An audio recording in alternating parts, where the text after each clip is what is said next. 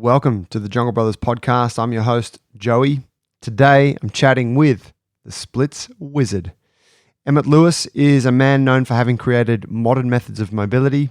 He is also the co-creator of the Handstand Factory, and he was my coach personally online for a couple of years. He has taught numerous workshops at Jungle Brothers, going back into our old gym and also at our current space. And he's also been on the podcast a couple of times, and both of those episodes were filled with immense takeaways for strength, mobility, more effective training practices. And we go further into that discussion today. So if you haven't heard his previous two episodes with us, do go back and have a listen to them. I won't say any more. Please enjoy today's wide-ranging chat with Emmet Lewis.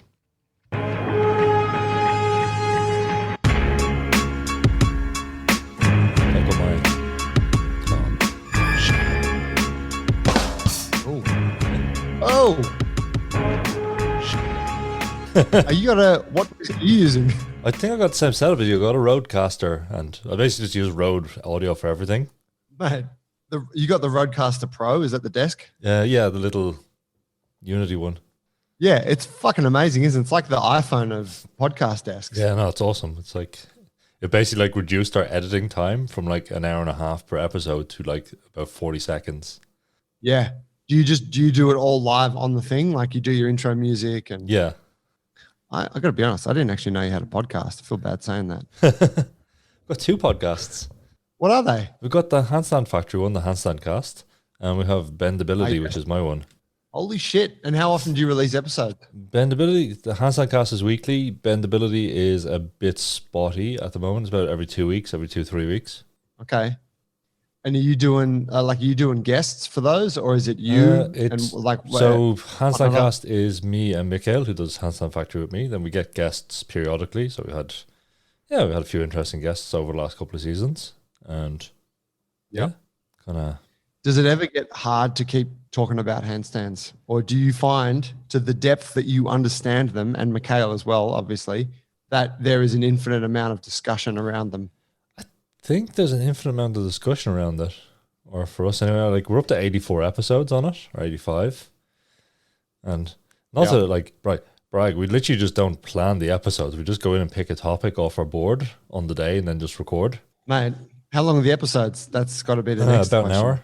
Wow, yeah, that's awesome. I mean, we do 1 hour episodes, sometimes longer for the Jungle Brothers podcast. Yeah, and it's not depending on the topic, it's not necessarily easy for two people, to keep up an energetic conversation. Is it? Like an hour is solid if you can do it. Yeah, I think an hour, like it's kind of one of those, if you're getting into a scripted podcast where you just have everything planned out, then they'd probably be shorter, to be honest, because we wouldn't ramble as much. Be more to the point. Yeah. No one fucking does those. Well, we don't do that. Like I've never found that idea of scripting out a show attractive. Like it doesn't appeal. It might sound really cool from the listener's end, or it's a different experience, but it could sound kind of nice. But I feel like the act of doing it would just be a completely different experience. Yeah, as compared to like this, where we're just chatting. Yeah, no, definitely. I think it's there's a few podcasts I listen to where they are fully scripted, like lore. I don't know if you read that one. It's kind of about folklore and spooky stuff. But that one kind of makes sense to be scripted because it's just someone telling you about something. Yeah. Whereas the other ones are like, okay, there's a conversational style podcast, which would just be weird. Yeah, absolutely. Yeah, those sorts of ones. Do you ever listen to Dan Carlin's Hardcore History? No, I haven't actually. He's Joe Rogan sort of has had him on in the past. He does these amazing episodes where he'll dive deep into a particular aspect of history. The series that he got most famous for was it was like a 5-part that he did called Wrath of the Mongols. Yeah. And it was sort of all about Genghis Khan and his tirade through Europe. But he does this huge amount of research. I think he does like 8 months of research, and then he'll make the episodes. Oh, nice. And so like he's basically written a book, by the time he's reading this thing out. But then I think he throws in a bit of off the cuff stuff. They're fucking amazing, like super entertaining. Okay, I need to check. And it's usually around like blood and guts and primal, kind of medieval type stuff. Nice. Yeah. No, awesome. And I was reflecting just before, you were booked to come and teacher workshop here at the Yeah. gym at Jungle Brothers.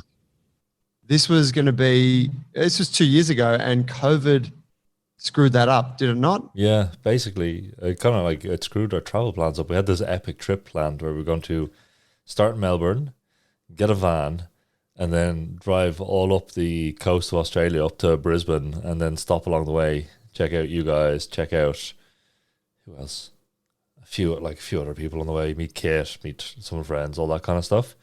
Then Roanoke, this fucking your country just banned people coming in. Yeah, our country's really gotten a bad rap on the international scene, hasn't it? Yeah, it's just kind of, it's like, yeah, I can understand the advantage of being an island nation in this situation. Just like, it's fuck it, lock the doors. But Yeah, it's funny. We get I'm in touch with some American folks through like some of the jiu-jitsu stuff that I do, Yeah. and I get a lot of reach outs from them. Like, man, is everything okay over there? Like, I heard it's like a military dictatorship, and there's helicopters flying up and down the streets, and you can't go outside. Like, no, it's not that bad. Like, you can't. Yeah, maybe you can't come in, but I guess if you've got enough. At the moment, from what I know, the people who want to travel can, though it is expensive. yeah, yeah, I think it's just one of those things. Is whatever restrictions and stuff, but the news we're getting, particularly if you're kind of slightly inclined to the right-ish narrative or the anti-COVID narrative, is Australians are like literally be going door to door and getting shot if they're found outside their passes, and like it's literally just like it's funny because like I kind of made a choice like many years ago just to read. I don't read center news. I read hard left and hard right news, and then kind of find where they overlap to get the truth, or find that kind of thing. And on the right side, it's just like it's insane. Some of the like, particularly when you get into the fake news sites, the things that are going around that circulate very quickly about Australia. It's like Australian children have been taken from their parents because they weren't following the COVID pass, and now they're in a detention camp in like the desert in Australia and won't be returned. And then obviously that goes viral across certain feeds, and you're just like, okay. Yeah, they've got a picture of like stolen generation, like like that. I find when you see that really hard right stuff, the stuff that gets a lot of traction and that gets a lot of that people love to share on their Instagram, it's often where they've merged multiple different stories, some of them true, stolen generation, but they merge these multiple things. It's like David Icke merging the lizard people with the 5G cell towers merged with I don't know, fucking take your pick, fluoride in the water, and it forms like this super conspiracy that is just so juicy people can't help but like sink their teeth to it. Yeah, is this one like there's definitely a good point on that one where I've always kind of liked conspiracy theories, and like not so much the ones that go around now, but like all the alien shit and all this other kind of stuff where it's like it's a kind of, if you look at it from a sort of slightly higher level, it's this big form of like collaborative narrative fiction where people are kind of just coming along and they're taking a world and they're kind of adding a little chunk to it, and it just gets dropped in like covert sources, and then you're kind of left to kind of like, I don't know, people remember those choose your own adventure books from the 80s? You'd have a book, it's kind of like a game of Dungeons and Dragons. You read and go, okay, do I go to page 18 or page 29 to read that bit? And then you're like, oh, it's like someone drops like Uncle Intel. My uncle is working at this army base and he's just told us that the lizard people have hijacked our nukes and they're fighting underground. And then someone will just go, oh, underground? We heard about an underground railway that connects DC to thing. Maybe they're protecting this, and kind of build up their own story. And that's kind of like, it's really cool if you look at it from that point of view. But then when it just starts going like, oh, there's people outside in Dallas waiting for JFK Jr. to come back from the dead to lead them to a fight against Biden, it's like, okay, possibly gone a bit too far. It's almost like a we've all spoken about it a lot through COVID. There's obviously been this huge uptake of, or this kind of division in a way where you see friends of yours who have gone really hard to this conspiracy theory side, and I'm the same. I love a good conspiracy theory. I find it, I find them very fascinating. I'm very open to the reality, like to the potential of them, that they could be true. Like I'm not one of those people that shuts like, oh man, did you hear about the 9/11 thing? It was an inside job. I'm like, fuck, I want to watch that documentary. I want to Yeah, know exactly. a part of me wants to believe, like Mulder. Yeah. But you see the people who have gone super deep and really just kind of take all of them on board. And it's almost like this high level, not high level, that's the wrong way to put it, but it's like a sport or just a form of entertainment that people choose to engage in. And I think for a lot of them, they're like, nah, man, this shit is real. But Yeah. they know it's not real. It's just so fun. Yeah. I think it's probably what you nailed, kind of like on that people making stories where like if you put a grain of truth into it and then build off of it, then it kind of, you put something plausible and then you use that as a foundation for like, oh shit, this is actually going on. And then it's like, oh wait, then that means the next level behind it has to be going on. And it's in some ways it can be a distraction from the actual problems of shit, what's going on. Because it's like, oh, there's literally this problem going on, but it's the Bilderbergers are causing it. It's like, well, actually, no, it's just your local state government and it can be fixed by voting. But then you ask them if they voted, they're like, nah, fuck that. I don't vote. So tell me what was the situation like? You're in Dublin. Yeah. Were you in Ireland at the time when COVID hit? Yeah. How long you been there? I met you were in Germany before. How long have you been back in Ireland? Back in Ireland about, that's a great question. I think 4 years now. Okay. So moved back over, we're just living in Germany, and to be honest, it's very hard to make friends in Germany, and that was kind of why we moved back. Now that was partially on us because like we were there and like because we were traveling so much at work.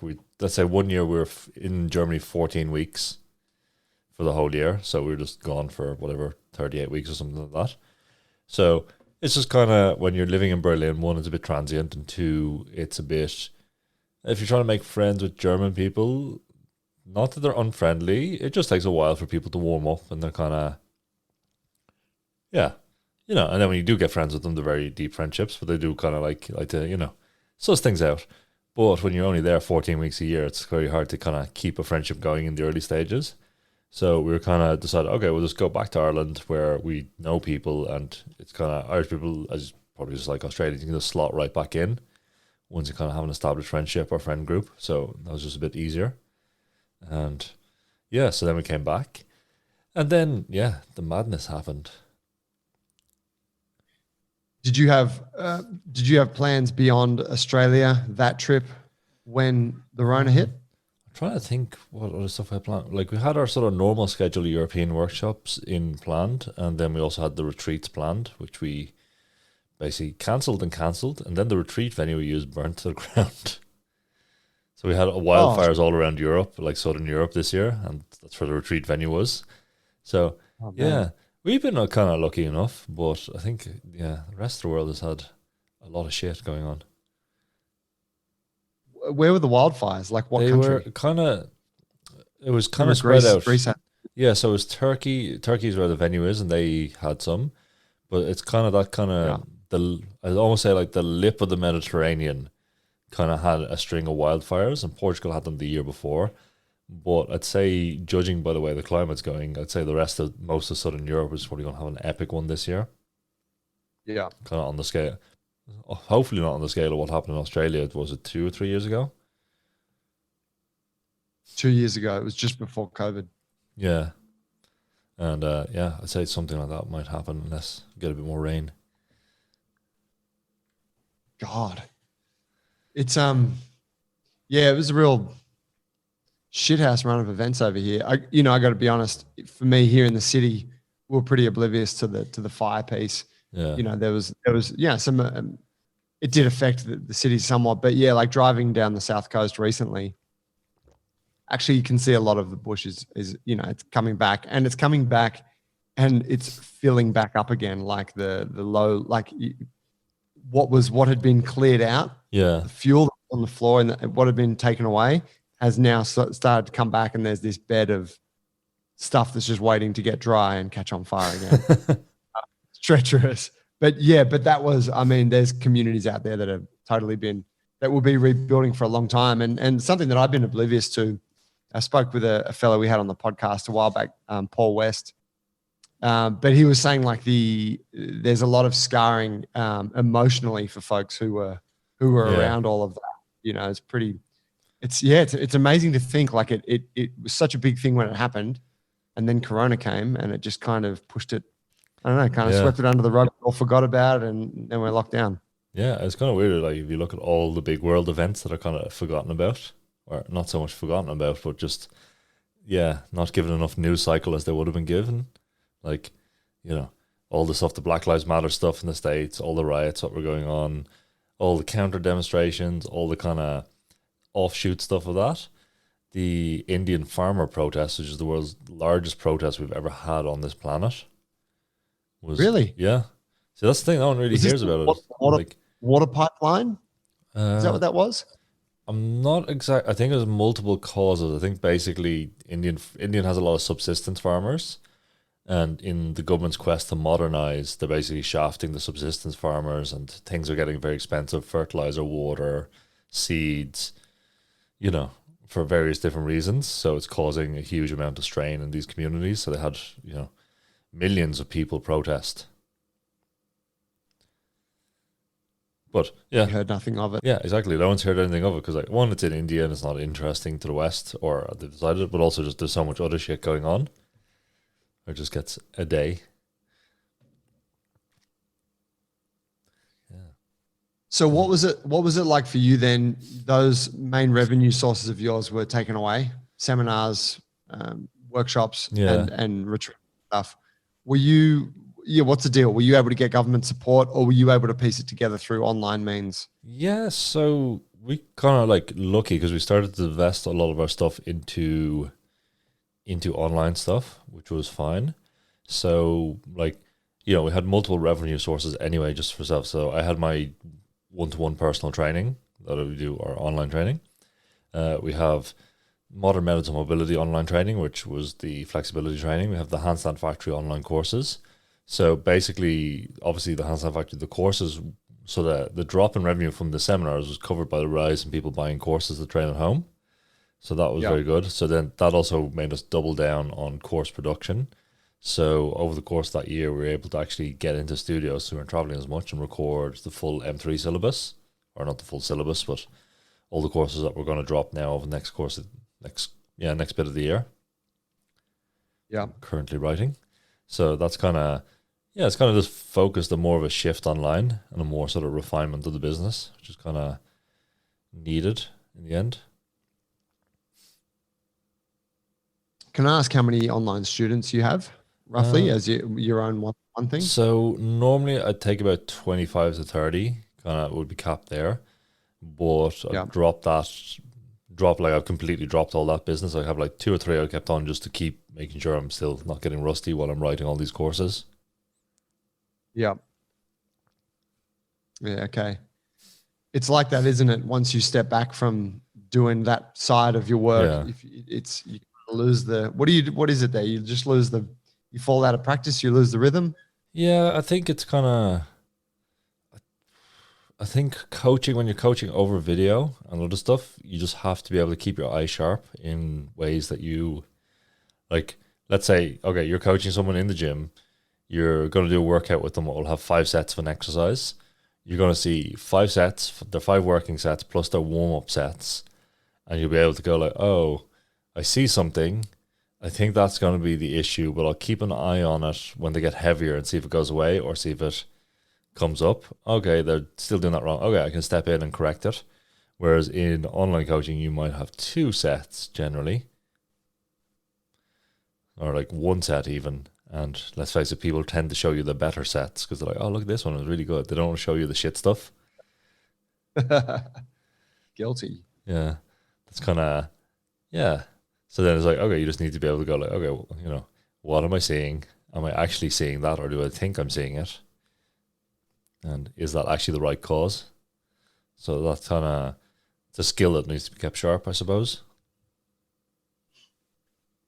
Do you find has the type of person that you train one-to-one, has that changed over the years? Has it moved towards more kind of specialists, or, hand balancing, that kind of thing? Or is it always, do you get a Yeah, lot of sort of general mover approach? I always think I get the people who are, I don't know, because I don't really advertise, I don't really post on social media. You know, there's probably not even a link anywhere that says I actually do online training, except maybe on my website. And I only get the people who've like kind of gotten a bit, they've gone through a lot of other stuff already to decide, okay, that's it. So it's kind of, maybe they haven't done online coaching, but they've probably generally done other coaching. But I have equal amounts of people, you know, I'm trying to think who have the, okay, at the moment I kept 5 clients on just to keep myself fresh. I have one guy who works in a very big tech startup who is immensely stressed and can only, literally has physical capacity and stress-based capacity to only train 1 session a week. And we have to make that a session effective. And he has a couple of suggested other sessions if he's feeling okay that week. And then I've got a couple of kind of fitness influencers who just have infinite time. So you can go, okay, well, you can do 10 sessions a week and this person can do 1. And then, you know, the other few people kind of slot in between that. Yep. So it's kind of, yeah. I think that sort of exemplifies what I always have found unique about your approach as a coach, because you, for people who don't, maybe who aren't as familiar with your work, excuse me, I need to cough. Yeah. For people who aren't as familiar with your work, you sit at that level of world-class coach, a guru of sorts within the movement realm. I know. I'm sorry. The G word. You know, even though you chopped, you had the top knot, you chopped it off, you still retained the guru status in my eyes. Thank you. But you know, you're at that place. So people who are in the movement realm know you and know your work. But it's rare that the approach is as relaxed as you take. I think a lot of those other coaches I see are so fixated on making everybody fit into the program that they want to write. Yeah. Rather than, you know, actually truly customizing it for the person. Ah, thank you. I think it's just like, you know, my interest in coaching is problem solving more so than teaching a specific thing. So some coaches just like, you know, you can put movement, you can always put in a bit of sport. It's like, I am a badminton coach. I will teach you to play badminton, and you'll get good at badminton no matter what, and we'll make you good at badminton. Whereas I'm more just about like, okay, come to me. You got a problem. Let's try fix it. I've got some tools. We'll see if they work. That's what I like to think. You know, that's what keeps it interesting for me. Because if I was just basically making people into badminton players, I just go like, okay, everyone has to do the same things. Everyone has to follow the same program or the same kind of thing and have the same ethos. It's boring to me. Yeah. So is it less about because I guess there's a thing where you have a body of students and you want to hold those people up for others to see so that you can be like, look what I created. Yeah. You know, and I see that obviously, you know, I'm having been a coach myself, I feel that compulsion. You know, I don't train a lot of people in that sense these days, but you see it in jiu-jitsu all the time, and you see it in the movement realm where it's like, oh, look what my guy can do. Look at this competition performance, or look at this fucking one handstand. But it strikes me that you don't seem to care as much about that. It's kind of more of just like you said, the problem solving piece. It's kind of a personal enjoyment from that aspect of the process. Yeah, I think it's this is the kind of thing people have to. Now, where did I go? I got this advice from a Louis Simmons book many, many years in coaching. And if you're going to hold your students up by their successes, you have to stand by their failures as well. So everyone holds their students by their successes. They go, oh, look at this person, he's a mega beast. What they don't show you is like the 4 people they've injured in the exact same manner in the same training phase and not adjusted anything, so they have a big injury cluster. They don't show, you know, I'm not going to name names, but, you know, I have an insight into a lot of people's programming because people generally come to me when they've done someone else's programming and it's like fucked them up in some way. And it's like, oh, like it would be very easy for me to create a program, sell it on like its toughness and go, if you survive this program, you'll be a mega beast. And it would act exactly as a filter for people who are genetically predisposed for this type of training only. And then by the end of a year or two, I'll have all this big collection of mega beasts who, one, like have a lifestyle that's conducive to training 12 times a week, have the ability to completely follow orders exactly when it comes to diet, nutrition, scaling, and other stuff, supplementation, sleep, everything, put other stuff on hold. And then you go, look at all these people, they're amazing. I have amazing students. But then what they won't show you is like, oh, I had this client who is 45, 2 kids. He tried to do the program and just got burnt out after about 2 months. And that's the kind of thing for me. I'm actually more, I'm like, going back to the client I have who's basically training 1 day a week.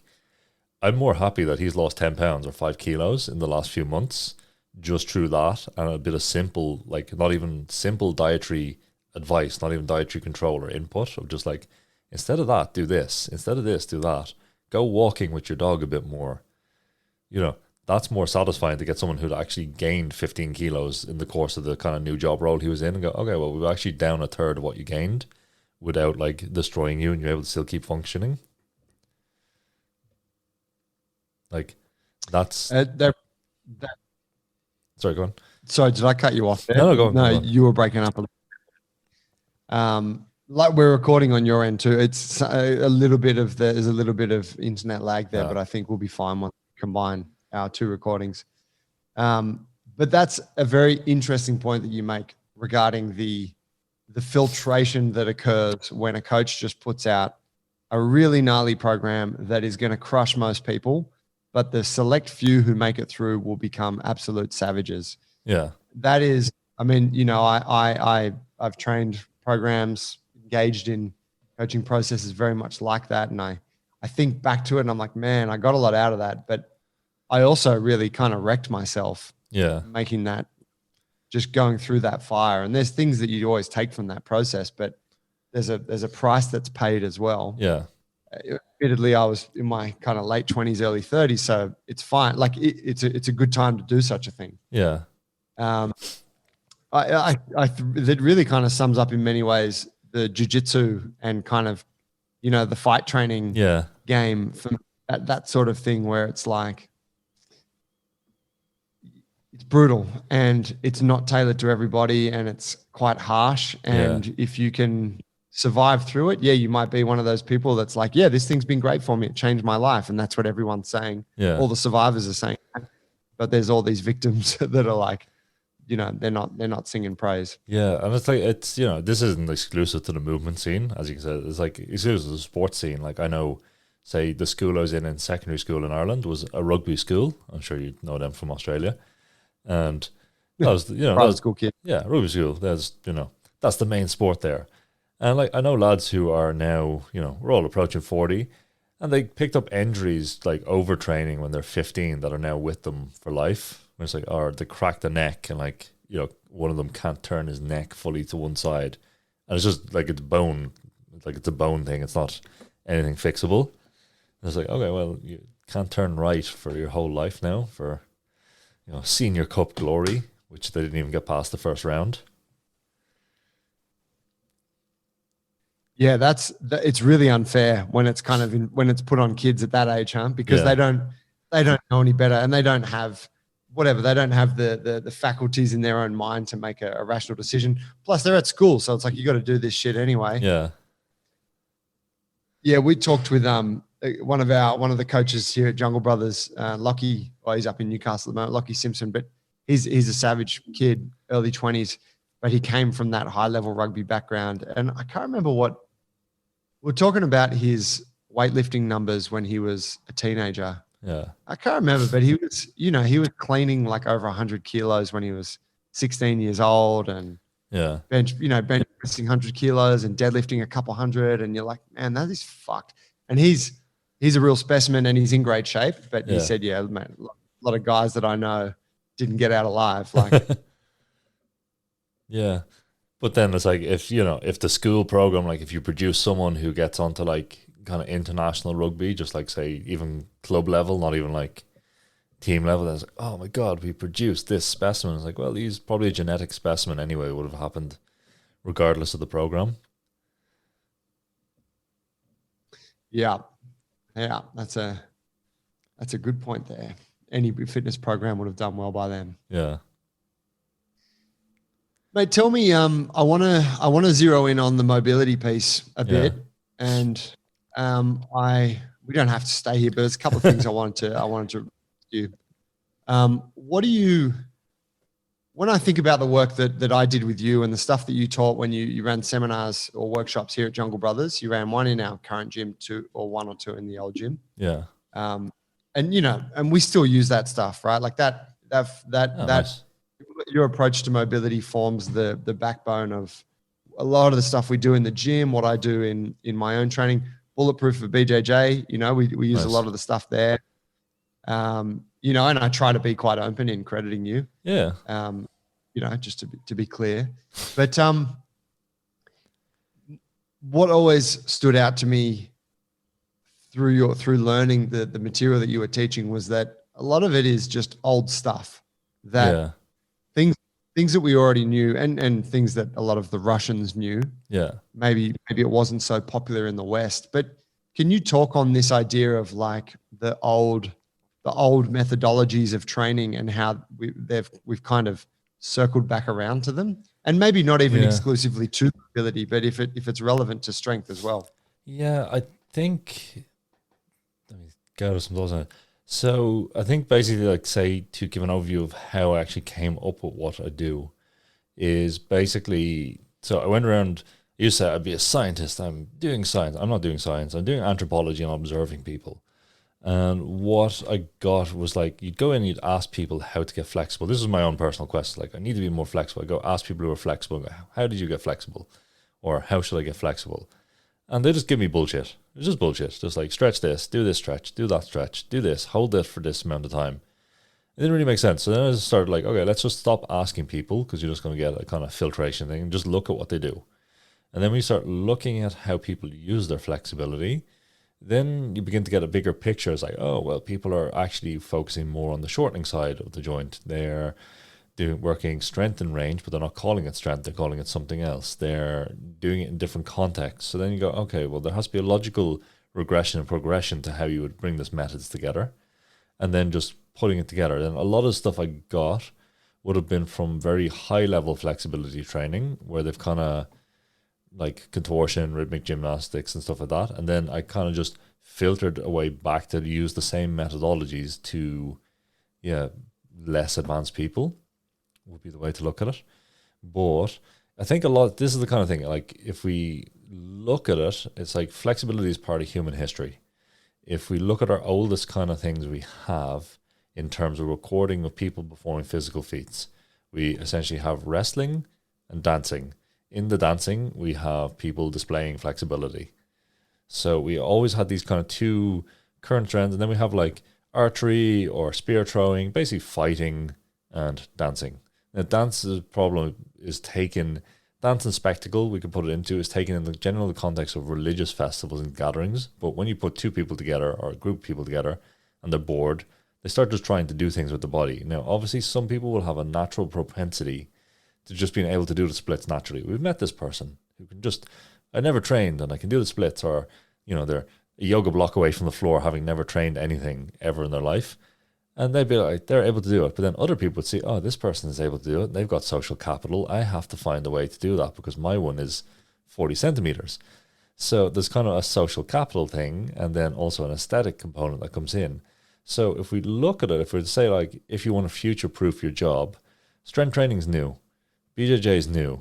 Like, well, BJJ we could put on the wrestling, actually. It's kind of a more modern incarnate. So that's, a good choice. How dare you? Yeah, sorry, But in context, like, I'm talking, like, we have history of flexibility feats going back to 3,500 BC in some of the stuff I've been looking up. So it's like, okay, it's, it's going back quite a while. So nothing is new and everything's probably been done before. We just have to find out what's our modern way of describing this, and what is our modern justification for these methods. So are you saying that there was, when you're talking about those ancient methods, how far back did you say it went? Well, this is like, we're not talking about methodologies of training. We're just talking about like evidence of people being flexible.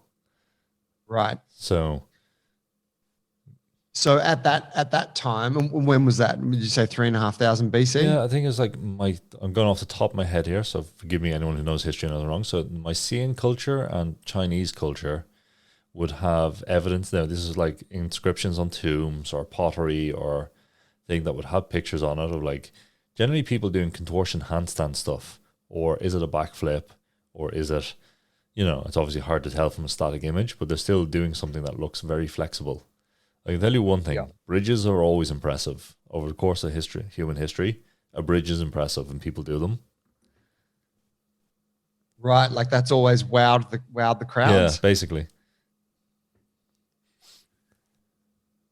Does so are you saying there that the assumption is that there was some kind of process around the people who were performing those feats? Yeah, this is the kind of thing where we know from like Greek theater and other stuff there would be a kind of actor training, so we can assume that there would. Now this is me going on assumptions, and Dan Carlin should do an episode of this, but it is like when we have like, particularly when we get to bigger spectacle needs and court performance, when people are like not just having one person in, but having groups of people in, and the groups of people will be working in unison or synchronicity, then people would need to be a kind of uniformity imposed upon them. And that's when we begin to get like, we have like tribal dancing, tribal dance culture has always been part of human history to a certain degree. And that would just be kind of free form, or certain tribes would begin to like, group around what's the cool person doing. But when it begins to get into kind of formal religious rites and spectacle, you think of grand parades and other stuff, they need to have a kind of uniformity to them. And that's when you And begin then to get like, there's a training here. Yeah, okay. Okay. So some kind of instruction, people working on Yeah. certain capacities, maybe addressing their weaknesses so that the group can perform cohesively. Yeah. And then it would also, like, if we think about, training, like beginning, like we could just say martial arts from the beginning stage. So we had wrestling as kind of ceremonial construct, but then we had like group fighting. There's no martial arts at this stage, just people turning up and like fighting each other. But then someone might go, I used these kind of things last time. I kicked the guy in the balls when he put his hands up, and that helped me stay alive. Maybe you could try it. So then it begins to get like people who survived passed on their knowledge. And then it started to become more and more formalized into kind of like, we can actually make someone good at fighting, or we need to teach them to fight in formation. It's kind of the same thing in dance. It's like, there's someone who's like, can do feats naturally. And then someone will try to go like, I can't do that, but I want to be able to do it. So they'll start trying stuff. And then maybe it works, maybe it doesn't. Obviously, we'll start with a kind of mimicry. And then the mimicry will go, actually this and that. And then, they'll get a bit better. And then they'll be able to go to someone else, you can't do it. Well, I actually wasn't able to do it, but now I'm able to show you how. And then it kind of gets more and more formalized.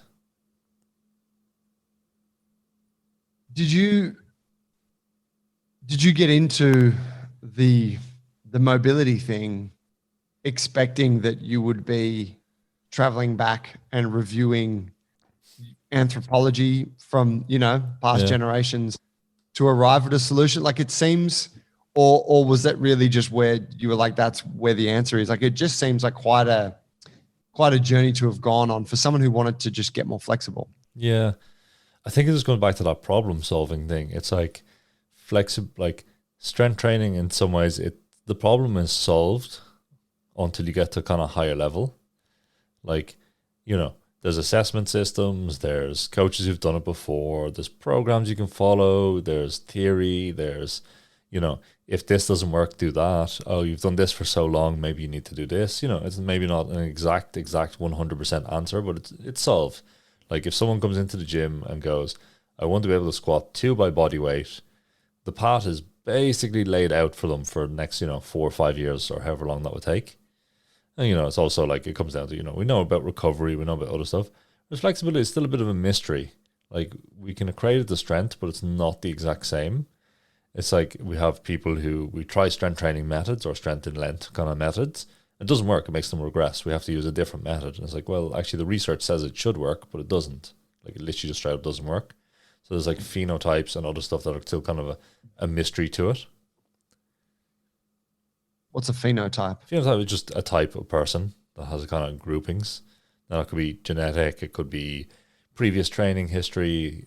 It's not it's kind of rough groupings we use in house just to decide on people. But the rough type is basically, you have two types. We have people who are naturally very flexible. We have people who are not flexible. Right. And do the people who are, is there a correlation between being flexible and not having as much strength and being tight but we could strong? say yes, there would be this kind of, these are the vague types. It's like flexible and not strong, strong but not flexible. Now that's your two poles, but let's face it, everyone's kind of a shade, and then there is subtypes of like flexible and strong, or high flexibility potential and good strength potential, and low flexibility potential, low strength potential. Yeah. So it's kind of like, a good example to you is someone who has a good flexibility potential and a good strength potential as well. So you gain strength quite easy, and you also gain flexibility at about a concurrent rate. Okay. And that's based off the results when I was following your programming. Yeah. You're like, okay, I can see where this is headed. Yeah. I did feel, I wouldn't disagree with that at all. I felt, yeah, I think a lot of the stuff I did with you showed me, I was like, man, I can get flexible quite quickly. Yeah. But it's also like, not to toot my own horn, it's more like, okay, I could assess you and go, okay, these methods will probably work. And we got lucky that we kind of latched onto the methods that worked quite early. So then it's like, okay, we got this on. We got the methods that work for you, because once again, it is trial and error to find like exactly what's going to work, but we can take some educated guesses. And then it's just a matter of like, okay, just, do basically hitting your head against the wall till it kind of works. Just doing similar programs most of the time. I think I need to get back on it. I've been playing around with the back bridge in recent times, but I'm only doing it once a week, and it's still really fucking hard. I think I need to go back to the process. Yeah. Just dig up the old programs you have and just pick and choose out of them. Yeah, well, there's a question for you. Do things, so you identify somebody and what works for them and what they need at that time. Could that change over time? Like, say you then reconnect with that person a decade later, they're now not 25, they're 35. Yeah. Can things shift, or are they fundamentally going to respond more or less the same way to? Fundamentally, they'll respond to the same sort of training, because that's kind of genetic to certain degrees. My current thinking is it's genetic, and as well as previous training history. But yeah, there will, like, generally what changes, I've noticed getting older people, is recovery capacity more so than anything else. And it's not people are going to jump on hormonal stuff. It's more just like, if we just look at the life and what goes on in a 45-year-old compared to a 25-year-old, it's very different life stages. Like, oh, okay, I've married, I've got kids, or I might be planning kids, we're trying to get a house together. All these kind of things, like, oh, I'm much more advanced in my career, so I need to, work longer hours or be on call. All these kind of soft stressors outside that eat away in recovery. And I think, you guys probably get a good spread of people across like a range of ages and things, but I think a lot of people who work online don't actually get like how much of a stress it is just to have like 2 kids that you have to chase around. Yeah, I'm starting to learn that one. No, absolutely. And I think those things tend to creep up on you. And you probably, for most of us, you don't really acknowledge them. Yeah. Like, oh yeah, I got a kid or whatever, but it's cool. I'm still on top of all my shit. Like, it's fine. Yeah. I got time to train and do whatever. But yeah, more financial stress, a mortgage, whatever, career goals. Before you know it, your whole landscape has kind of changed from what it was years prior. And it's kind of like, if you look at like, oh, let's just, if we have a way, it's an informal way, just assessing someone for like stress and how much training they can handle a week. And it's just kind of, it has all these boxes. And like, if you go, oh, my job is harder, but it's only 10% harder. You go, okay, 10% more stress. And you go, okay, I've got 2 kids. Okay, that's a 50% more stress. And then suddenly you go like, well, this person could have handled maybe 10 sessions a week when they were 25, no problem. Now we're down to like, okay, let's just, we'll talk about 4 sessions a week. And then there's an extra 5th session you can do if you're free at the weekend. Do you find people are often in denial about that stuff? Yeah, I think a lot of people like, I think a lot of people just because, it is the motif of like on the internet, like train hard, work hard, get the results. If you're not training hard, not just showing up at the gym, then you're obviously not going to get the results. Whereas I think, let's say, I don't know, there's kind of a lot of people have come to me from these programs where they're training 10 days a week or 10 sessions a week. And then I'll go, well, you're clearly burned out from this. It's not working for you. Let's just do 5 sessions a week. And they get the same results, proportionally the exact same results that they were getting. Like, well, were those extra sessions doing it, or is it just too general a program? Yeah, I experienced that firsthand. Yeah. It's a real, it's a big realization when you like, holy shit, I am getting strong doing 4 workouts a week, which are each taking me whatever 90 minutes, versus I was doing 4 hours a day, 4 days a week. Yeah. Like, yeah, it's wild because one of those it kind of integrates into a reasonably balanced lifestyle quite well. The other one, there's absolutely no lifestyle balance. It's just pure dedication to the training. Yeah. I think it's that kind of thing. There's like, what was it? I was looking at like work hours. Once you go over, a 40-hour week, your work capacity output drops like in a normal job setting to 50% of your normal operating capacity. And then every 10 hours over that, it drops another 50%. So it's kind of half-life. So then you're doing 60-hour week, but that last 10 hours, you're only doing 25% of the work you'd be doing. So, it would take another 40 hours to actually catch up on the work you think you're getting done. So it's not like it doesn't scale as much. And I think there is that, particularly with like training, where people just don't realize it. It's like, we've got training, we've got stimulus, we've got response, we've got optimum somewhere in there. But then after that, it's kind of like there's this big zone between overtraining and optimum that you can just keep training in, but it's not actually adding. Yeah. Mate, that's a huge idea. I mean, it makes me think about the work hours that we've always held here running a gym. Yeah. Depressing. Tell me about so we've gone to this kind of idea that there's something to be learned from looking back. Talk to me about the early stages of processes around training. So when we started to see, like when you found evidence of, okay, now people have, there's mobility work going on here or some kind of training. Have you found any of that? This is the kind of thing, this is my actual latest kind of thing. I've been trawling the history books for the last, it's been a project for like, since I've been writing the courses and the other stuff to try find actual structured training. And this is the thing we can find, because let's face it, soldiers are sexy. We can find, either historical accounts or other stuff. Obviously, when you say historical in that sense, it's a bit hard to say, is it real or is it fantasy? It's always like, it's not the same rigorous academic profession we would, but they still find like, I can find out like, how did Roman soldiers train? And they go, they trained this and this, this and this. I can find that. How did Greek soldiers train, or Greek wrestlers or Greek athletes, back in the day? Okay, you can find accounts of it. It's not like a training plan, like on one Sunday they do this, but it's like someone giving you a high level overview of what they kind of done, or an observer point of view. But we can't really find it for dance process. And this is kind of the hidden trend of like, I kind of have them roughly divided in my own head. There's nothing real to this, but it just helps me keep them separated. That we have kind of 2 trends in humanity in terms of physical cultures, where we have this kind of quantifiable culture is one way to think about it. It's very like fastest, strongest, furthest, biggest, heaviest, things that are like it's very simple answers, like yes or no. That's very good for comparison. And obviously a lot of men would tend towards these, but not exclusively. But it's still just like, okay, we've got this, the classic, the original Olympic Games as a thing, or like the test of manhood stones, or, the manhood feats, or other stuff that cultures would have, like this.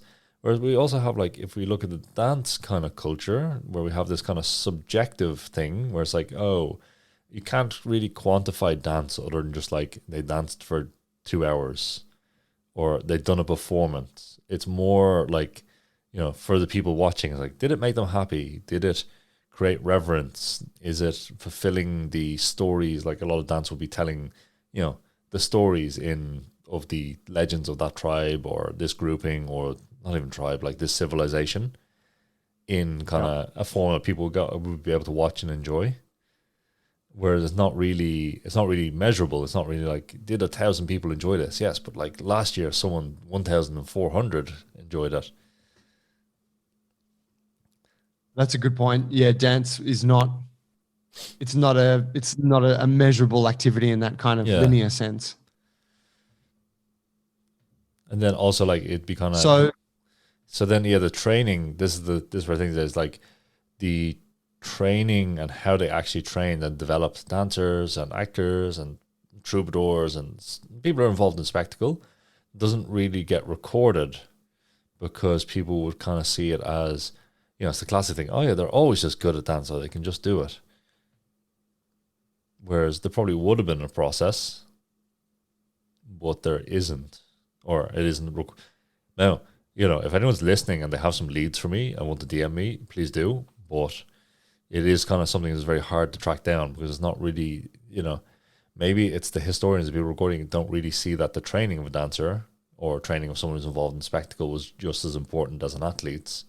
It's just different. Why dancers? Why dancers? I'm just using, let's say dance is probably the easiest way to do it. I'm using dance and spectacle interchangeably here. So something you can watch. Like say, if we go back to the Egyptian pyramids, we can see that they had acrobatics, they had dance, they had jugglers as part of these kind of either, entertaining the king or stately processions and parades.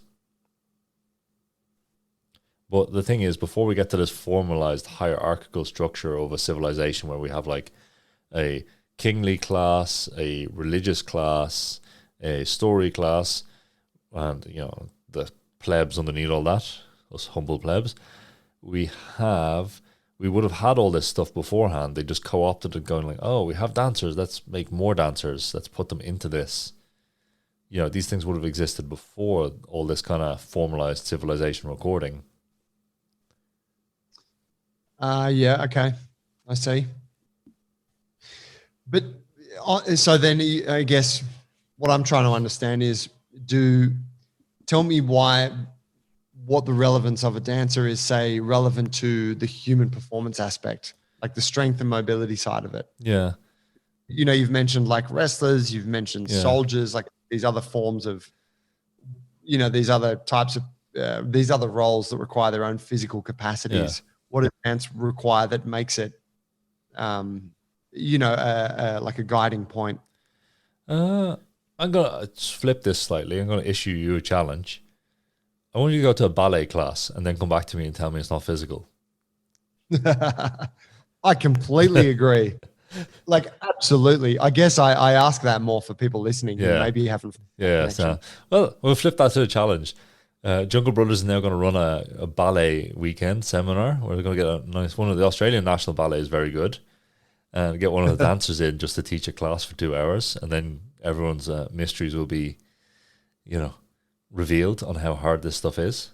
And that's the kind of thing. It's like if you're in a spectacle type performance where you're like going to be, it's honoring the king or the return of the sun or telling a historical tale or something that the society has decided to remember. Like these festivals would go on for days, and they'd require the performers to be doing stuff for days. Maybe not days on time, but like, okay, you're going on. It's very physically demanding. And a lot of the time, like maybe the training was just like monkey see, monkey do, copy the person until you get it right. Someone will go, no, it's not right. Okay, it's right. Or it could be, this is the thing, what I'm still trying to figure out, is it like a formalized, like, okay, this dancer is losing their breath during the show a lot. Okay, I'll go make them go jogging or something like this, or, these kind of things. Yeah, I see. Yeah, we've always said it that dancers have to be some of the strongest and most coordinated, flexible athletes out there. Yeah. There's obviously so many different forms of dance. So, it's varied, but if you look at the skills we're trying to develop in the gym, you can, if you want to see someone that's almost, in the same way that a lot of fighters are putting it all together in their own way, Yeah. dancers are exemplifying multiple different capacities at once. Yeah. Yeah, exactly. That's it's CrossFit, but different. Yeah. Yeah, it doesn't have the knee sleeves and shit. Yeah. Oh, it does. Like, you can get those knee pads for sliding on the floor. Ah, yeah, okay. Yeah. I can see it. What about bring me to an earlier period now, or a later period rather. Yeah. Talking about something that I look back on all the time, this book, Stretching Scientifically. Yeah. Which I remember you were quite a fan of, by Thomas Kurz, famous Russian sports scientist, Polish, master I of think. sports science. Yeah, Polish. Yeah. Okay. Pardon me. Talk to me about that. Russia or Eastern Europe is always held up as having kind of, I don't know, some of the greatest information regarding strength and mobility development and all of these things. And it was almost kept secret from the West for a long time. We're starting to learn them. Talk to me about that whole piece. And, is there truth to that? Were they doing things that are ahead of their time, and how they affect what we do now here? I think basically yes, no, and maybe. So what was great, if we look at, say, that Soviet sporting apparatus, what it was probably the first time where so many athletes have been put through programs and then statistically tested. And it was like very, very 1980s science. We're going to try and measure stuff and then record stuff. It got very, like, this where it got mysterious. But like, we don't have to forget, like, there was huge state-sponsored doping programs going on at the time.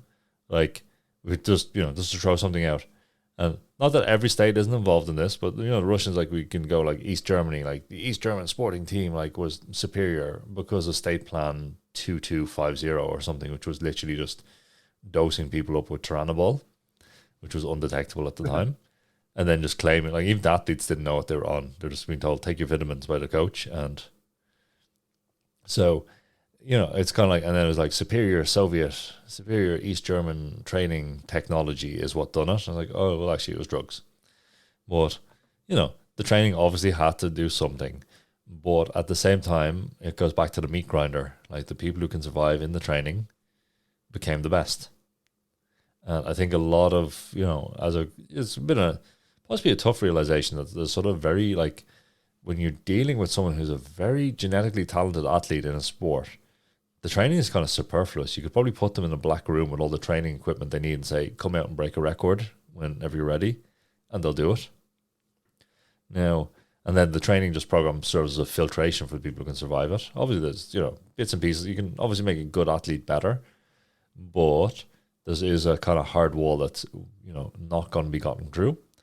But a lot of the training we have, just because the programs were kind of very logically constructed and very logically tested, then they could go like, oh, okay, we have so many athletes, so we can actually get a comparison. We can actually assess people and put them in and then see what works. So that's why I think it has this mystique. It's also the Soviet thing, like, anyone after the fall of, the Soviet, the USSR, when the coaches were coming here, obviously, like, it was mysterious. Like, the States had spent, like, since the 60s, for the whole period of the Cold War, kind of vilifying, dehumanizing these people. And, like, also just, you'd see the results of their training. So then it's like, oh, this whole mysterious Soviet Union with their Spetsnaz and their hidden, the training things that are making super communists that we need, 20 billion on our defense budget more to fight this super communist threat. So then people smartly capitalized on it and then go, okay, like, if we look at, say, Pavel was one of the first wave of this kind of, more into pop culture. Like, he done it great. He's just like, yes, comrade, we will be doing the kettlebells. You have never seen this thing. It's just like, it's just resistance training. If you look at Pavel's programs he recommends, they're not anything you hadn't seen before. Okay, we're just going to do low reps and low sets and just kind of progress in linear progression, just kind of build stuff up. It's good, solid training. And then obviously, like, because of the scientific focus of the USSR, you had a lot of percentage programs with like complex numbers. Whereas like you must be able to lift 93% in this lift. We have 300 lifts that we compare to. And if you can snatch this amount, then if you can't do 94% in this lift, then you obviously have to work on this lift to bring it up, and that will bring your snatch up. So it is just kind of like the next frontier will be Chinese stuff, will be the next kind of frontier once that starts leaking out of like, how were they training? So you can see it in weightlifting already. The Chinese weightlifting method is the new USSR weightlifting method, new Bulgarian method. And it will like happen with track and field and other stuff that they're beginning to dominate in, or the events they will dominate in, it will become like de facto training. Right. But a lot of it is like the sexy other, the other who's just not you, not the thing you're used to, and has better stuff. Yeah. Okay. So that's a really interesting way to look at it. It's almost like a short-lived kind of thing. It's a fashion in a sense. Yeah. I understand that mystique well. You make really good point you make about Pavel Tsatsouline, for anyone that maybe is not so familiar. He was kind of one of the first guys to. He's sort of credited with bringing the kettlebell to the West, isn't he? Yeah. I remember I bought one of his books, and it was fine. It was cool. It actually only had a handful of exercises in it, but it was an enjoyable read nonetheless. Yeah. But I had a whole chapter on making kettlebells and photographs of foundries in Russia where these strong men make kettlebells from molten metal, and how the man that makes the kettlebell is even stronger than the man who, like, it was almost like a tribute to kettlebell manufacturing. It was really interesting. Yeah. Yeah, it's lots to be learned. Blacksmiths are jacked. Absolutely. Yeah. But that's kind of like, it's like even Pavel like got a bit caught up in his own mystique, because he had a lot of stuff, like he was, claiming to be coach of a Spetsna and, other stuff. I can't remember exactly. But then people started like, he was just hamming it up. He's like, yes, comrade, you will learn the secret Russian army strength training techniques that only the Russian top special forces would learn. And then people were like, kind of like look into the background of like, eventually, after a number of years, they kind of turned on him a bit, like, oh, well, what proof do you have of actually being in the Russian special forces? And he's basically, I think, the equivalent of a PE teacher for the special forces, and not actually in the special forces. Right. Yeah, I've heard a little bit of that. I heard he's claimed to be a master. What do they call it? Master sport. A master of sports. Yeah, master sport, and he is not. I think basically his claim was I think he'd passed the criteria, because the master sports criteria is in Russia is like, they have them for basically every sport back in the day. It's like, you've done this amount of competitions, you can do this amount of reps, you can do blah, blah, blah. And that gives you your master sport qualification. But right. I think he wasn't tested in it. I think his claim was like he's done the requirements for it, but he wasn't actually tested in like a competition or other stuff. Okay. So he had passed the criteria for it, but he never actually received the certificate. So to that point about the information that comes out of these places, there's a mystique attached to it. It's kind of like secret. It's always in another language. So there has to be, the information has to be deciphered, which is obviously a lot easier these days than it would have been, 20, 40 years ago. Even I'm guessing 20 years ago, it would have been hard to translate some of this stuff. I know Charles Poliquin would always talk about translating Russian texts and learning these methods and then applying it and, bring it to the West. Do you know anything about that and the validity of those claims? That's the kind of thing, because like there was, whether he was getting them translated or not, I do know that there was text floating around that were translated and sold in. You can find this like Louis Simmons on Westside sells loads of these texts now translated, just like they're basically essentially just like a photocopy in a ring binder of kind of some texts he's found, like the training and education of a weightlifter, the training and education of track and field, stuff like that. So I know Louis was probably doing it, and he definitely predates Charles and a few other people. Like, it would have been a thing. Whether, yeah, I'd say it definitely would have been. Like, this is the kind of thing, like, we basically had no information on, like, we look at strength training in terms of theory and practice. You didn't really have it in the West in that kind of way until the kind of 80s. Like, there was some research groups in university, but now, like, every university has essentially a sports science department. Whereas, there would have been clusters of them here or there, but it would have been like very kind of a lot of it. And in some way, if you look, say, the earlier days, it would have been proving the effectiveness of certain equipment and not really a training methodology, like Nautilus gym equipment and all this kind of stuff. Did I ever tell you I did a level 1 qualification for Sambo, sports Sambo? Oh, nice. Here in Sydney, and it was one guy, as far as I know, who named Dimitri, who thick Russian accent, little guy, amazing physicality. This guy was like a jack in the box, and he wanted to start a movement of Sambo competitions here in Australia. Yeah. For anyone that's not familiar, Sambo is like there's sports Sambo and combat Sambo. Sports Sambo kind of looks like a combination of they kind of look like a combination of judo and jiu-jitsu and wrestling. Yeah. And then when you have the combat Sambo, it's almost like it's like another form of mixed martial arts, and that's what a lot of the great Russian martial artists have trained in, guys like Khabib Nurmagomedov and whatnot.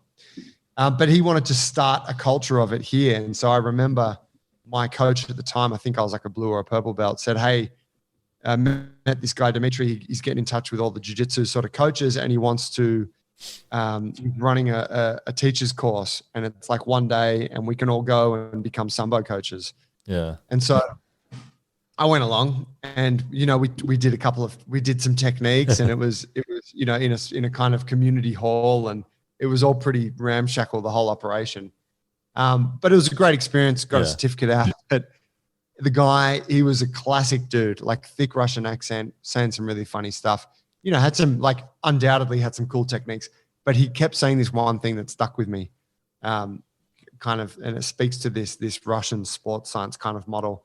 He would say, he would make a claim, like, "Oh, when you we don't break fall in Sambo. When we get thrown, we curl up in a ball and stay tight to protect the body." And he would say, and he'd look around, and he could see that people were like questioning that, because in jiu-jitsu and judo you break fall. Yeah. But he would say, "We know this to be true because in Russia, we have building for studying this thing." He kept on saying it. We have a building to study this thing. And I got it at the end. He's like, "We have institutes where shitloads of money and resources and people are thrown at finding the best fucking way to play this sport." And he said, and most of you guys here in the West, your governments aren't putting as much money into that as we are. Yeah. Yeah, there's definitely like that kind of thing with these nations. I don't know how much it goes on nowadays, but where like a lot of the sporting stuff is part of the state apparatus, and the glory of the state is doing so. Why, if the glory of the state is tied into having, it happens even in circus and ballet as well. It's like we have these kind of things that are held up as the glory of the state, and we want to be someone that's decided the value is put onto them. So why wouldn't we throw our best scientists at it? Why wouldn't we throw loads of money into it? Why wouldn't we have an institute for studying this stuff? Yeah, it's kind of that. It's that fundamental thing, though, that you feel like it would be hard for us to adopt to that degree in the West. Where, I remember watching a documentary on Chinese child gymnasts. Yeah, and they take these kids, and these families that come from nothing. They save up for a long time, maybe multiple generations, to take their kids to a local city where they can put their kids into this program, and then the parents leave and they don't see the kids for like 8 years. Yeah. And the kid goes through this rigorous training, and maybe they come out as a high level gymnast.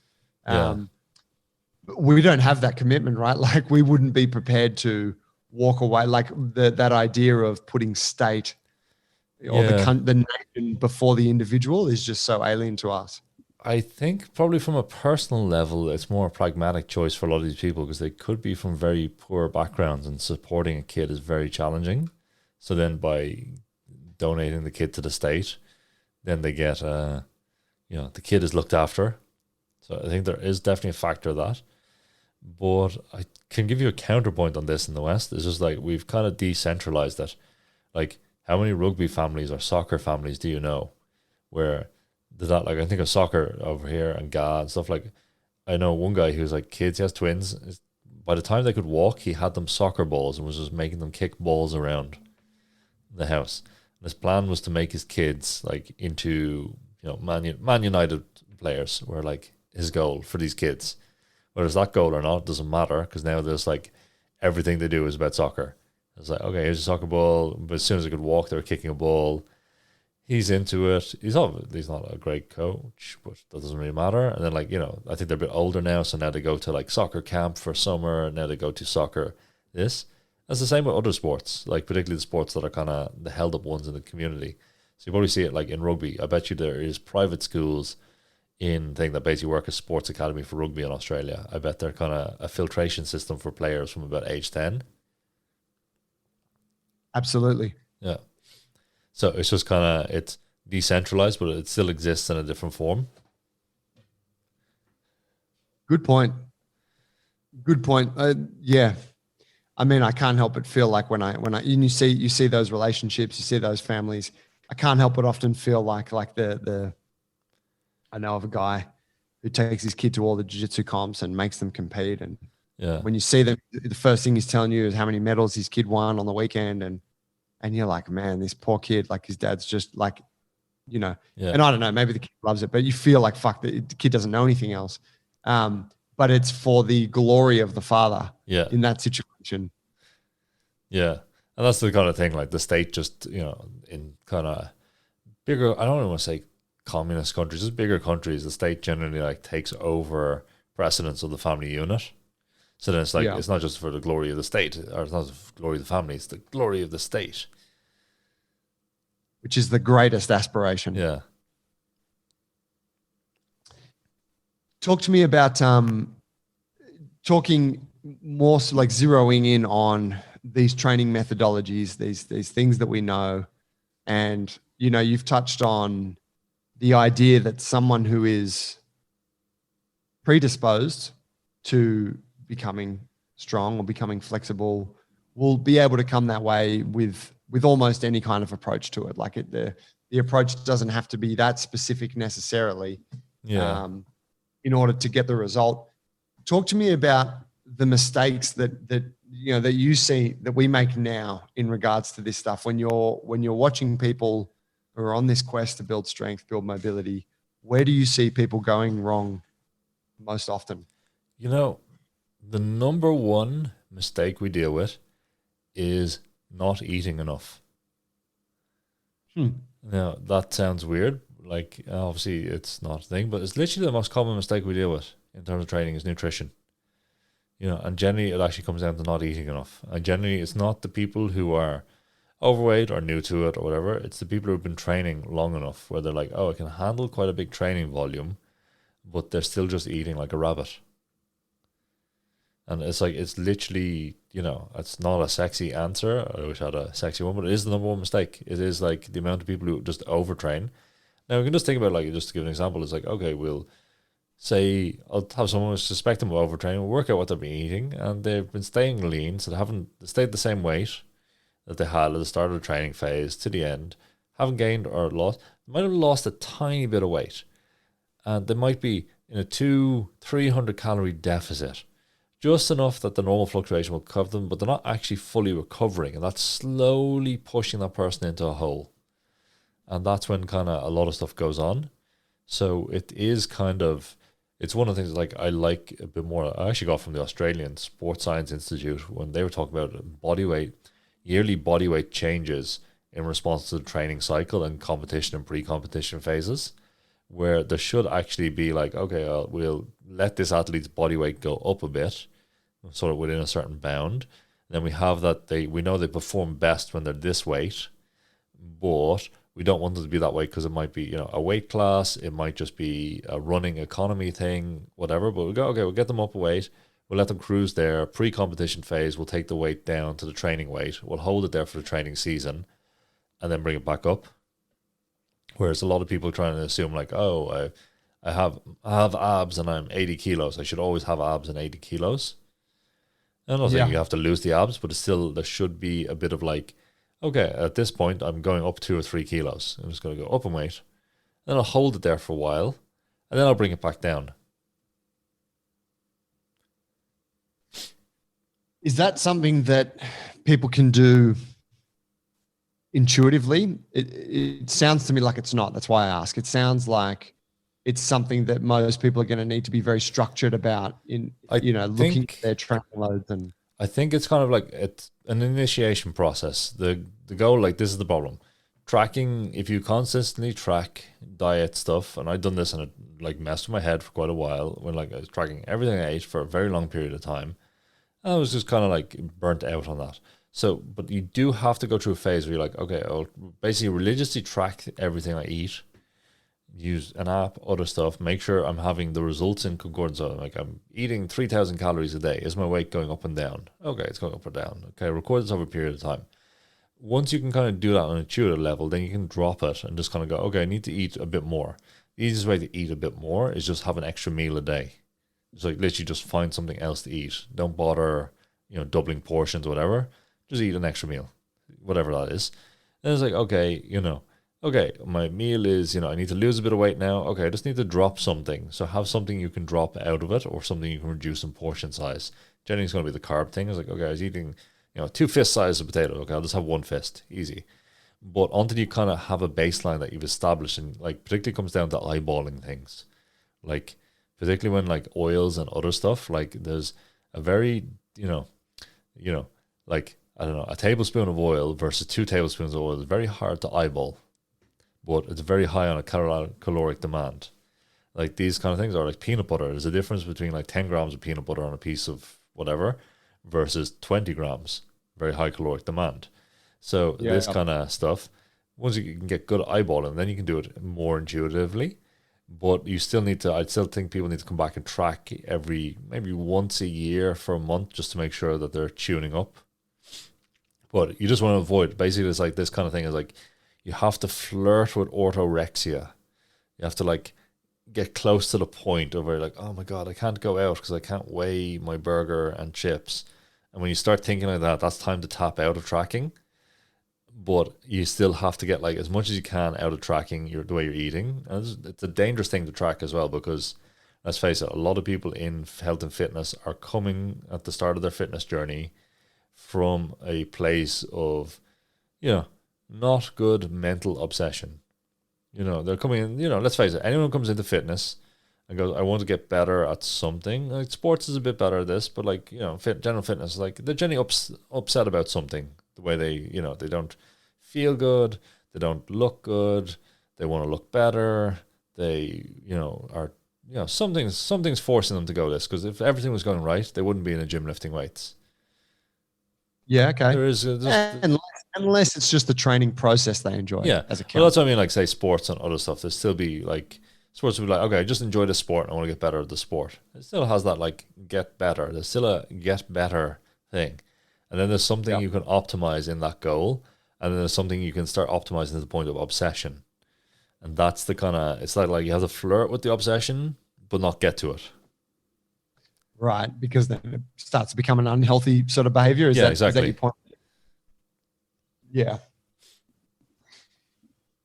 That's an interesting point. I know that was the case for me. I look back at, touching on that period of really high volume training, and I was under eating grossly for a couple of years.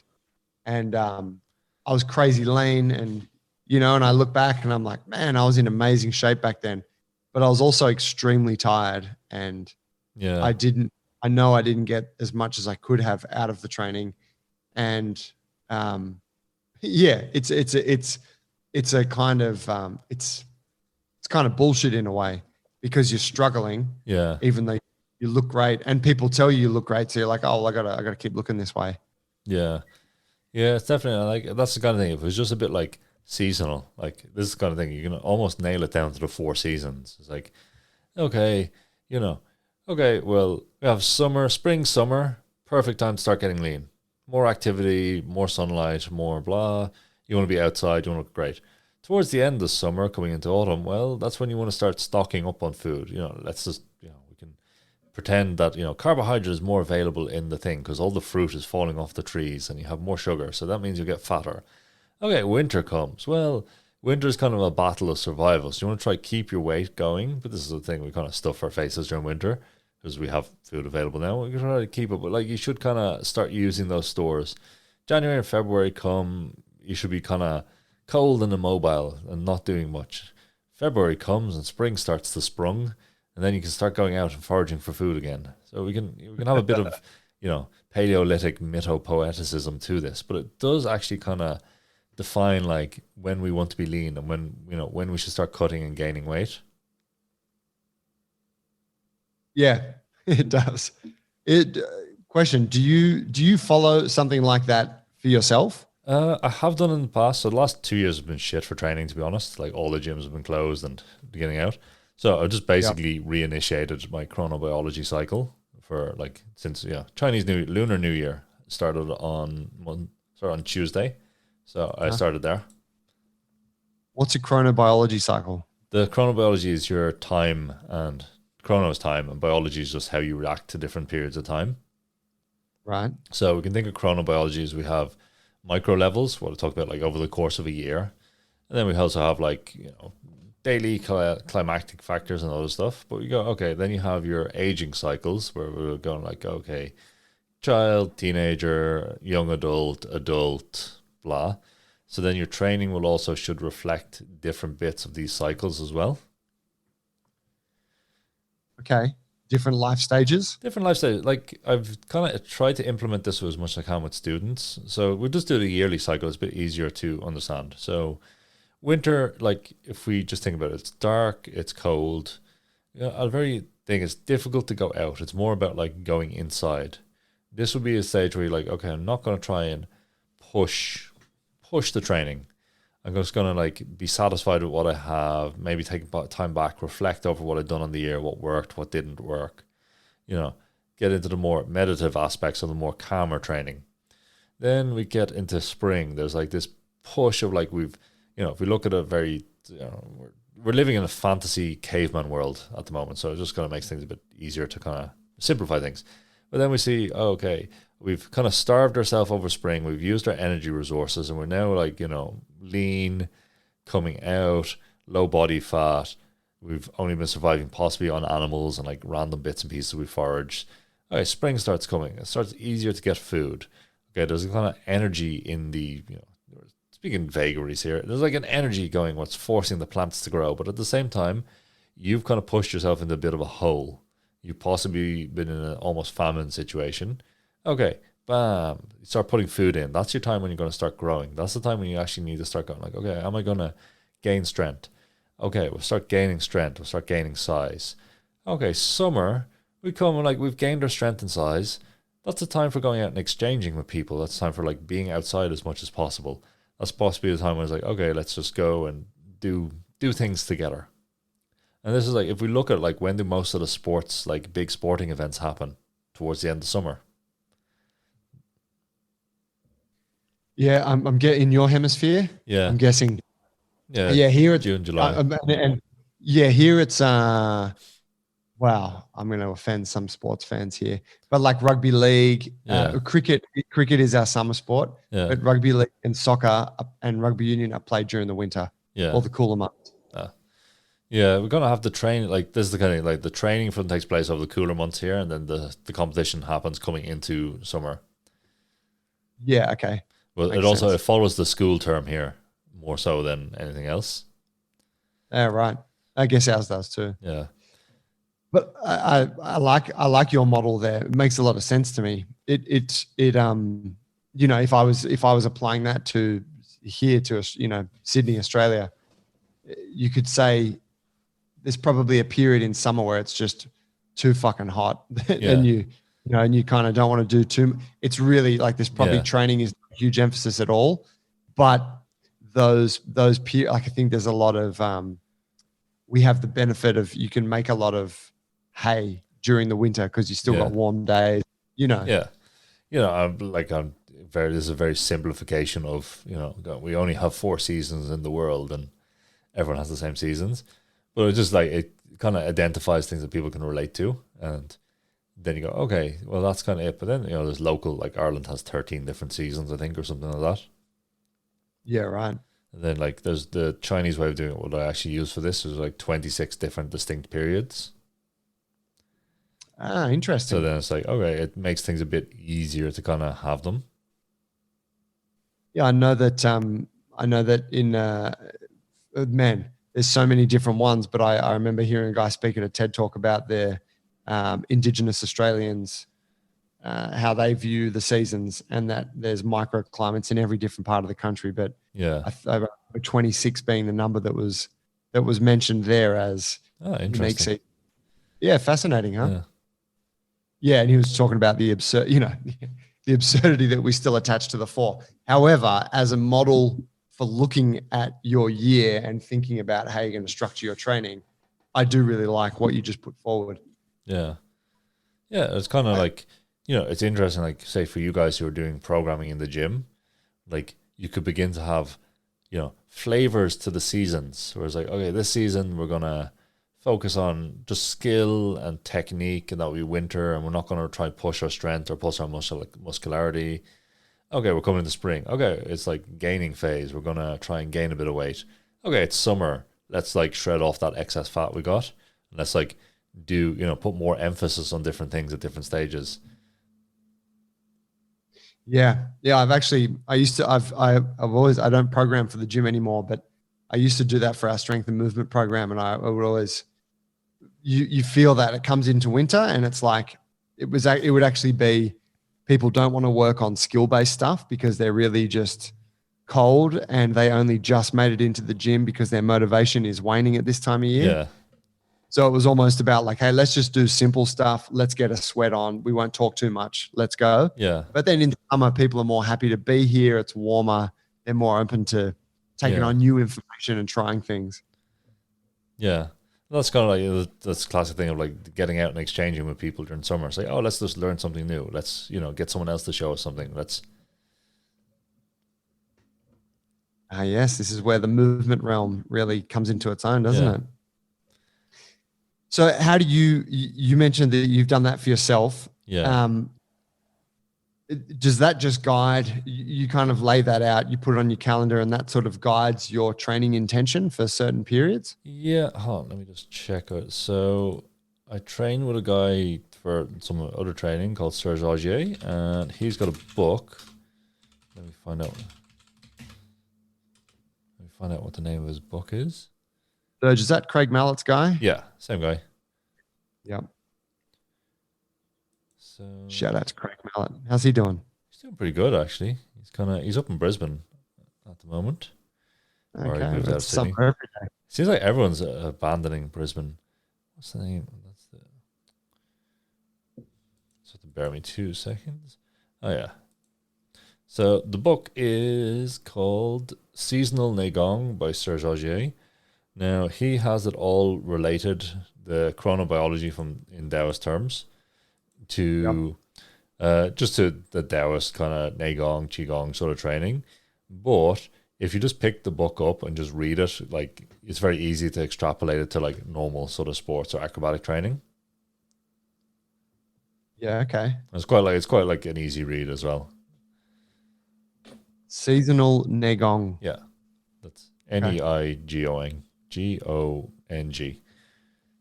Yeah, okay. But yeah, it's kind of good because it just kind of lays out, the focuses for the seasons and the interseason periods and stuff like that. I like that. I think it's necessary. I see one of the things that brings people undone in the gym here, and in training in general, as far as I can see, is this quest for constant growth. Yeah. And it's the same in jiu-jitsu and martial arts, where it's like, I've just got to get better all the time.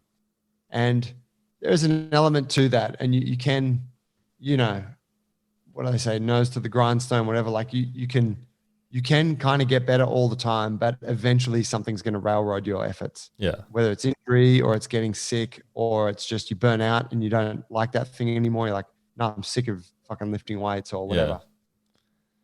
Whereas if you changed your approach to something that's perhaps a little bit more dynamic, something that moves a bit more with a rhythm, I suppose, is what I take from this, that it can keep you in the game. Like it can keep you engaged and enjoying it for a long period of time. Because to go into the year and go, all right, for these 3 months, I'm fucking working super hard. Yeah. But then I'm going to back off a little bit and I'm going to focus on some different aspects for this period. I think that really removes a lot of pressure from folks. Yeah. And then it's also like, it's, if we look at training over a lifetime pursuit, like you're just not going to be into the same things your whole life. Your focus is going to change. This is a fact. Unless you're like, there's a few people who are just devout, like this is just the one thing I do and I'm always going to do it. But most people change around. But you can, have that kind of yearly framework still. So that's you can still kind of have, it's the kind of idea of an almanac or other stuff where you just have like a rhythm to the year where you do different things. Beyond that and beyond the nutrition piece, did you have anything else that you kind of see where people tend to derail themselves in the training process? Doing too much is generally one. And I don't mean too much training. I think it can be very easy for people, particularly if you're programming for yourself, just to Frankenstein programs together and not look at where there's a crossover effect of either exercises or training modalities where you're like, oh, I'm doing this, this, and this. And it's like, well, actually, you're training your adductor magnus in 4 different exercises for 28 sets per week or per session. It's too much. You need to back off. Like that kind of stuff goes in. And it's quite easy just to see like, oh, I've seen this, this squat program online and I'm going to do it with this flexibility program I also seen online. Whereas you kind of need to be, it's not to big up the need to have a coach, but it is where a coach would come in and go like, oh, well, actually, you're doing all this squat stuff, so you don't need to do the accessories because your flexibility training will take care of that. That's, it's a big enough problem. I think it happens with every kind of thing. Like you see, bodybuilding program, you see like, XYZ's arm workout for massive biceps, but then you're also doing a program by someone else that has loads of bicep work in it. And, I think it is a kind of like, it's kind of like an anxiety to it that you feel you have to be doing this or you feel you have to be doing the next best thing. T-Nation effect, I suppose, where like every week, I don't know if T-Nation still exists or in whatever format exists, but when I was first coming into this game back in like 2006, 2008, it was like, it was the only game in town in terms of getting online information that seemed plausible. But like every week there was like 3 different new workouts published on that site. And you'd be like, oh shit, I'm training my quads this way. But this one's the ultimate vertical jump program. Shit, I have to jump to that program. Or I have to do that and this other program as well. So I'll do like 4 days a week and that kind of thing. And then like, you just don't get results. Yeah, we're attracted to those nicely packaged things. Yeah. I was having a conversation with a fella today talking about, and this is very off topic, but somehow on Jordan Peterson, who I'm not the hugest fan of, but he wrote a book, 12 Rules for Life, and everyone loves this book because it's like, what a title, like 12 Rules for Life. Like, who doesn't want to read that book? It's like the ultimate arm workout or the vertical leap program that you just like, holy shit, that's a secret key in that thing. and I fucking got to do it, Yeah. Yeah. Jordan Peterson, don't get me started. Yeah. The more I see of him, the more I think he's just an angry old man. Yeah. Basically. But yeah, that's a really good point. That is a tough one for anyone that's training multiple disciplines. for martial artists, for movement people, even here in our gym where Yeah. we try to consider all of our programs sort of and Yeah. how they fit together. But you might have someone that wants to come and train jiu-jitsu 4 nights a week, Yeah. and then they want to go downstairs and do the bodybuilding class on Friday and 2 lifting sessions in the week. And you're Yeah. like, oh man, like you should probably do a bit of mobility. You know, like you Yeah. can't, it's so hard to, to unless you're engaged in that one-to-one coaching thing, you really can't advise someone the best way to manage that, can you? Yeah. You just trial and error as well. Like this is the kind of thing that's like we are in the realms of entertainment as much as entrainment. So we're training people, but you know, people are here to be entertained to a large degree. So then it's like, okay, well, you know, is this you know helping this person be a bit happier in their life because oh, I've done that class and it smashed me. It's like, okay, well, you know, we can kind of casually push them in the right direction, but you know, we can't necessarily tell them exactly what to do because you know it's that kind of thing. Like, oh, you can assess someone and find out the ultimate training program. This is the thing you need to do to get the biggest biceps your genetics will allow. You just need to follow this. But then they go, oh, well, that workout only takes 5 minutes, but I prefer to do a half-hour arm workout and, you know, chat with the bros. There is an element of that. I think people don't really pay attention too much. Like, you know, it is like everyone kind of takes training at this kind of the archetype of the athlete or the pro sportsman. It's like, oh, they're training just to get good at this activity, and that's the only focus. We see it as coaches because obviously we want people to get good. But then for a lot of people, they just enjoy the training and, you know, they do want to get better. But like a large bit of their training is actually a social process just as much as anything else. So going to the gym, you know, making the faces in the mirror or like meeting up with the people who you only meet in the gym. Like I've got a lot of gym people, like I don't even know their names. Like over the years, just meet up, we've trained together, spot each other thing. I don't know their names. I don't even like have a way to contact these people. I meet them in the gym. Like I had done for years. And it's just like, okay, I know this, like on Thursday, this guy, Mark is training legs on Thursday, always trains legs on Thursday. So I'm there if I need help with legs. I can go, Mark, I know you can spot. Or, you know, just chat shit. Absolutely. Yeah. In that setting, it's way more than just the outcome, than just the exercises themselves. Yeah. So then you're going like, okay, you know, we want to go to this person who's doing 4 BJJ classes. Maybe you need to tone it back, mate. You know, you just do 2 classes, but he's like, but then I don't get to hug the people, you know. I just want to come and get my bro hugs, and I was like, oh, okay, well, you know, then you know you got to find out like that's the person's motivation. Then you can go like, okay, well, you know, let's do your 4 classes, but 2 of them sit out every set. I don't know how you split up a BJJ class, but like sit out every second roll, just like chill, take it like do half the amount. You still get the fun, you still get to come class, but you're just doing a bit less. I try to offer that advice to jiu-jitsu folks, but man, we all know what it's like once you're in that fire and the adrenaline's up. You know, you're like, oh, I was going to sit every second roll out tonight, but fuck that. I'm getting back in. Yeah. Mate, tell me what you've got going on. Tell people where they can find your stuff. You got the 2 podcasts, link to that. Tell me about if you're doing the Handstand magazine, the Handstand Press. That's not actually me. That's actually Elisa's running that one. Ah, okay. So it's kind of, everything that's kind of blurred lines between all the stuff we do. But that's Elisa's baby project, Handstand Press magazine. Check it out. As far as I know it, probably not the first, but as far as we know, the first handstand magazine in the world, where it's all community driven as well. Just like, you know, we pay for this out of our pocket to make it happen. It's not a product. It's just more to get something cool like this. And it's, it's cool. Like it's articles from everyone, photography. Yeah. If anyone wants to submit an article or photos or anything, check out handstandpressmagazine.com, is it? I can't remember. You find it on Instagram anyway. Cool. But that's, it's a cool project. But then to find me specifically, modernmobility.com or emmetlewis.com will find most of my stuff. Handstand Factory as well, of course. We have online courses for all levels of handstands with flexibility and other stuff. And then, we're dropping the M3 courses, sort of hoping soon enough with everything else going on. Are you currently taking on any more clients, or is that door closed for No, now? I just have waiting list at the moment. So if you want to get in touch, get in touch. I'll put you on the waiting list. Mate, awesome.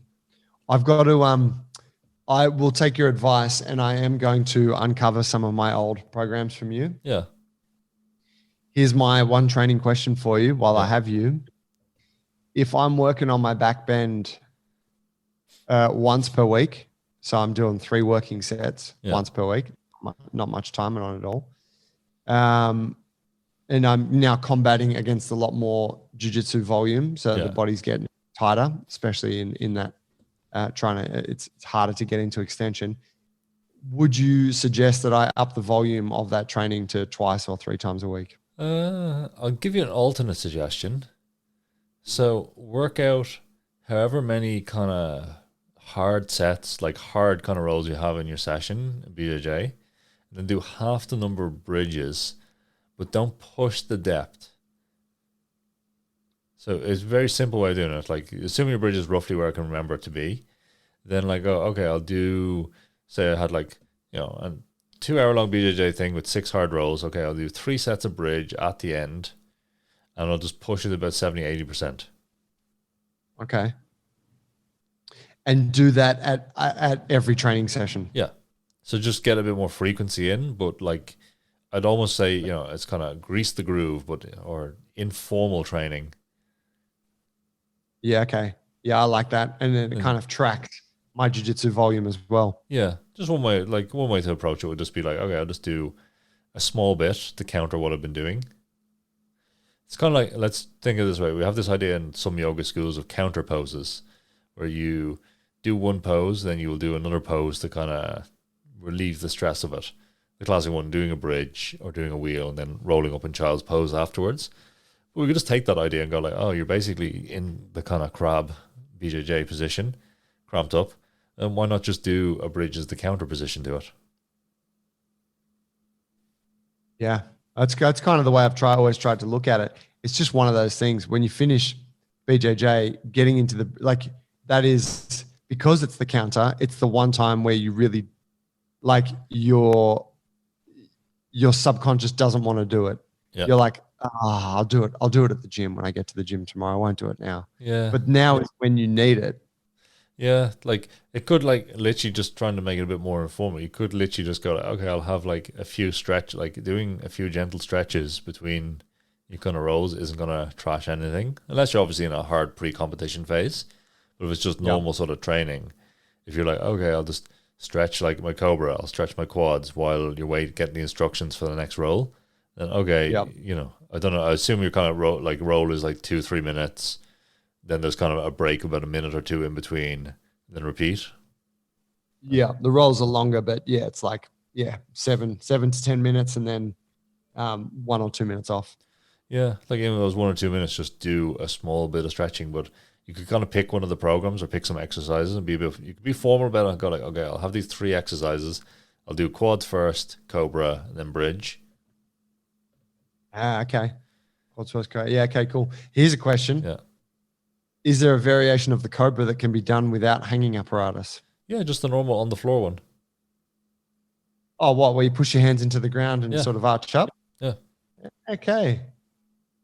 It's never okay. I probably need to look back at some more technical points on that. It feels like a good stretch, but it never feels like it kind of hits with as much weight as, say, a hanging cobra or even a wall punch. Yeah, no, it's definitely on a lower terms of other stuff, but we're not like this thing. You're not stretching to get better at being flexible. You can still do your one bridge session a week. You're stretching to basically relieve the tension, reset the length tension relationship. Yeah, bring myself back to baseline. Yeah, and that doesn't take a lot. That just takes a little bit. Emmet Lewis, you're the fucking man, dude. Thank you. Thanks for having me back. Mate, absolutely. It was actually your 3rd time on the Jungle Brothers podcast today. I don't know if you saw it yet. You probably didn't. I posted a photograph from our Instagram of when that we took on that first podcast back at the old gym. Oh wow, yeah, it's been cool to watch like your guys' journey over the last while. Like, from like when I first met, you guys were like 3 of us like, yeah, we got this gym. We're still working in the film industry. We just kind of set it up because like we wanted a place to train that was cool, and like we don't really have like a business plan, and we're just like we got this space, we got some equipment, and then it's just like it's like, oh yeah, shit. Now we're bursting at the seams, and we have to like get a thing and make things a bit more like get a bigger facility and. Yeah, it's been a bit of that. There was and we still don't have a business plan, but there was there was so many steps in between that. Like, hey, let's just open this place to get to.